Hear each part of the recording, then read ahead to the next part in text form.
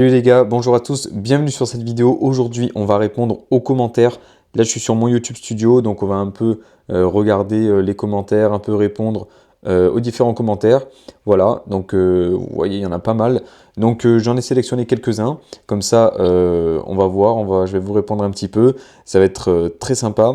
Donc on va commencer directement les amis. Donc déjà, avant de commencer, abonnez-vous à la chaîne, mettez un like et donnez votre avis en commentaire comme d'habitude.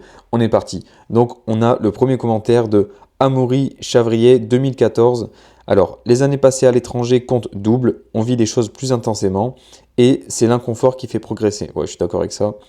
Ce que tu dis est totalement juste. J'ai vécu aux États-Unis, à Singapour et maintenant dans l'océan Indien. L'enfer, c'est quand je rentre en France, le fossé avec les gens, y compris la famille. Ouais, mais ça en fait, quand tu vas longtemps à l'étranger, quand tu pars longtemps, mais tu vis des choses incroyables, tu vis des choses que tu n'aurais jamais vécues en France du coup, mais quand tu rentres avec des gens qui n'ont pas bougé ou très peu ou qui n'ont rien vécu de spécial, c'est pas comparable en fait. Donc c'est normal que tu aies un fossé en fait. Je pense que ça le fera à tout le monde, même si tes amis et ta famille voyagent tous, ça va leur faire la même chose en fait. Donc ouais, je pense que c'est normal d'avoir... c'est peut-être aussi une impression d'avoir un fossé, parce que comme j'ai dit, tu vois, tu as vécu tellement de trucs pendant ton voyage, tu as vu des choses tellement différentes de tes propres yeux, que ouais, peut-être que tu sens qu'il y a un décalage. Mais après, tu sais, il y a plein de gens qui vivent à l'étranger. Il ne faut pas sentir un décalage avec la France. Peut-être qu'il y en a un, mais il faut que tu t'habitues, il faut que tu aies la balance, quoi. Donc ensuite, Love and Peace 14. J'aime ce gars déterminé. Merci mon gars, il faut être déterminé, c'est la base. Salim 10 6263. Excellent frérot, merci. Est-ce que je lis les blazes à chaque fois? Parce que là, c'est chaud quand même. Bon, le secret, c'est de ne pas avoir peur de prendre des risques. Ouais, Herman Deschamps, 8000, 7000. Laisse tomber, je lis plus les trucs. Alors, ouais, le secret, c'est d'avoir peur. Ouais, mais prendre des risques, il faut juste que ce soit... Il y a un pourcentage de risque, en fait. Il faut juste doser, savoir doser. Si tu prends trop de risques pour aller trop loin, faut considérer le risque, en fait. Si tu veux partir en voyage, il faut que tu prépares ton truc, que tu aies ton argent, etc., que tout soit calibré, sinon tu peux très très vite, ça peut partir dans n'importe quoi, tu vois. En fait, c'est toi, c'est ton projet, il faut qu'il soit cadré, c'est toi qui fais tes trucs de toute façon. Tu peux pas compter sur quelqu'un d'autre quoi, donc ouais, il faut avoir peur de prendre des risques, mais c'est comme dans les investissements, dans l'entrepreneuriat, dans l'immobilier, ce que tu veux, il faut mesurer le risque. Ensuite, on a un commentaire de Manuel Bertello 49. L'Australie, ça a beaucoup changé, plus difficile à trouver du travail, la vie est devenue très chère. Bah, la vie est très chère, c'est surtout les loyers. Sinon, les courses, etc., c'est pas très cher. J'y suis allé en décembre et je suis reparti en mars. Je travaillais dans les mines à 2000 $ par semaine à Kalgoorlie et vraiment, c'est pas top comme vie. Voyager, ok, mais y vivre jamais. Ouais, parce que c'est vrai que c'est différent. De juste venir en voyage et de travailler et vivre en Australie, c'est complexe en fait. Il y a plusieurs cas de figure en fait. Il y a des gens qui viennent s'expatrier ici parce qu'ils ont déjà leur business et tout qui tourne, donc ils n'ont pas à s'embêter à aller chercher un travail, tu vois. Donc c'est vrai que si tu viens y vivre et que tu n'as rien, bah, tu es obligé de travailler et tout. Comme tu as dit, ça peut payer beaucoup. C'est quoi? Ça peut vraiment...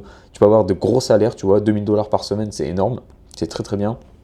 Mais comme tu dis, tu fais que travailler, c'est très très dur. Ok, mais tu peux faire de bonnes payes. Voilà.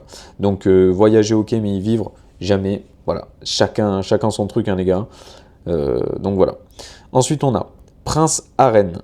Salut Brandon, je suis sur Perth depuis un mois. Ici aussi, il y a beaucoup de parcs avec des barbecues. C'est vraiment appréciable d'être dans une grande ville tout en ayant l'impression d'être dans la nature. Ça, c'est vrai que c'est excellent.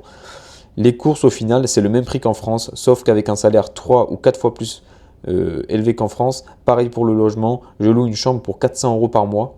Alors là, 400 € par mois, franchement, c'est vraiment pas cher. Il faut bien être conscient qu'ici, il y a beaucoup de travail, mais c'est comme partout, il faut charbonner, il faut se faire sa place. Il n'y a rien qui est obtenu sans effort, c'est valable aussi ici.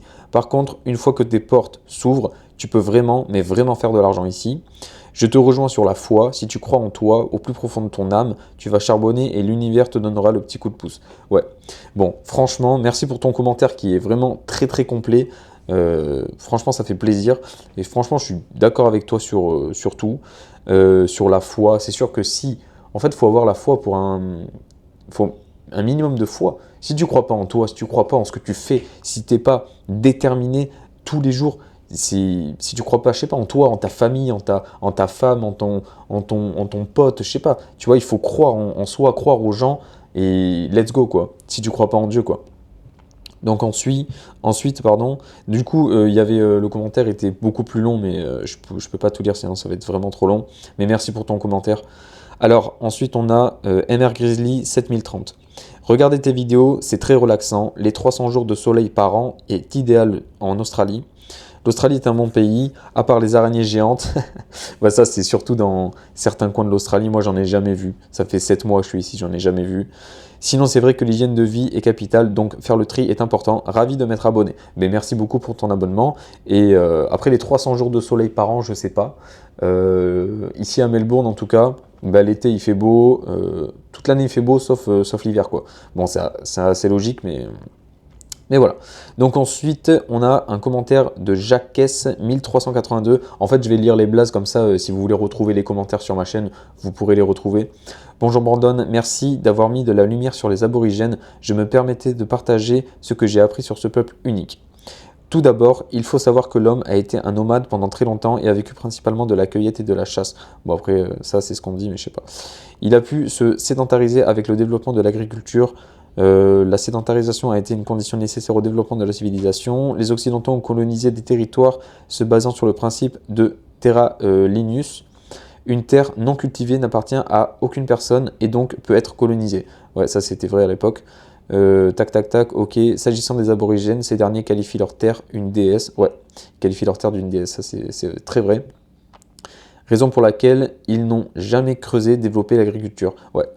C'est un peuple de nomades et pacifique. Lorsque les premiers... Waps, après je vais pas lire le reste, franchement c'est trop long. Le commentaire, franchement ton commentaire est très très complet.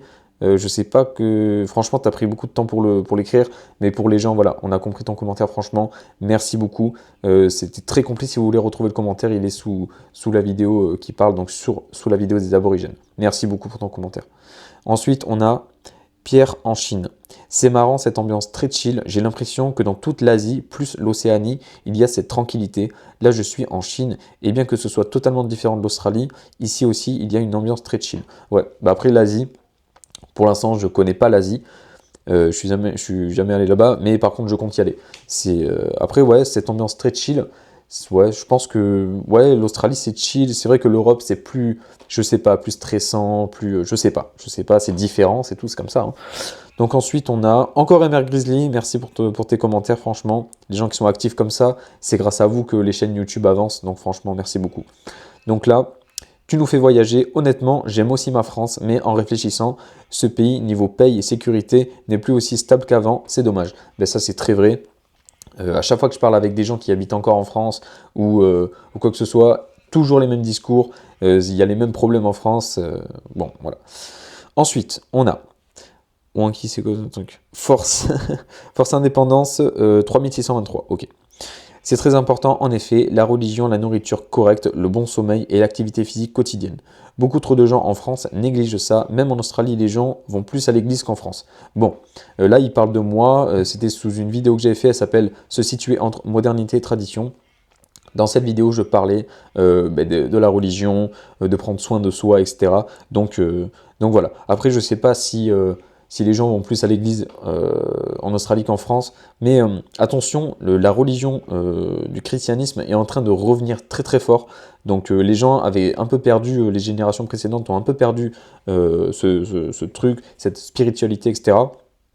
Là, c'est en train de revenir en force. Même en Asie, il y a plein d'églises qui sont en train de se construire, etc. Donc attention, ça revient en force. Les gens ont besoin de spiritualité, ont besoin d'avoir une force en plus. Les gens sont en train de comprendre que c'est important. Donc ensuite, on arrive sur la fin de la vidéo, les amis, hein. Je tombe complètement par hasard sur ta vidéo. Je ne compte pas m'expatrier. 43 piges et une situation dans le 40. Je t'ai écouté et je me dis que nos politicards mafieux sont en train de faire fuir toute une génération de jeunes comme toi. Ils ont niqué votre avenir ici. Ça me fout la rage.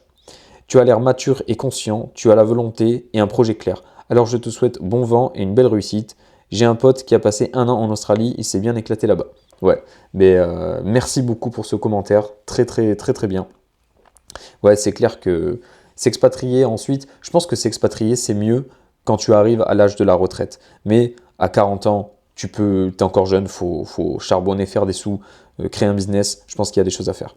Ensuite, j'adore tes vidéos, bonne continuation, j'attends la prochaine vidéo. Merci beaucoup. Bon les amis, je vais arrêter là parce qu'il y a beaucoup de commentaires, je vous remercie tous. Laissez votre avis en commentaire, abonnez-vous à la chaîne, laissez un like et je vous dis à la prochaine. Merci les amis.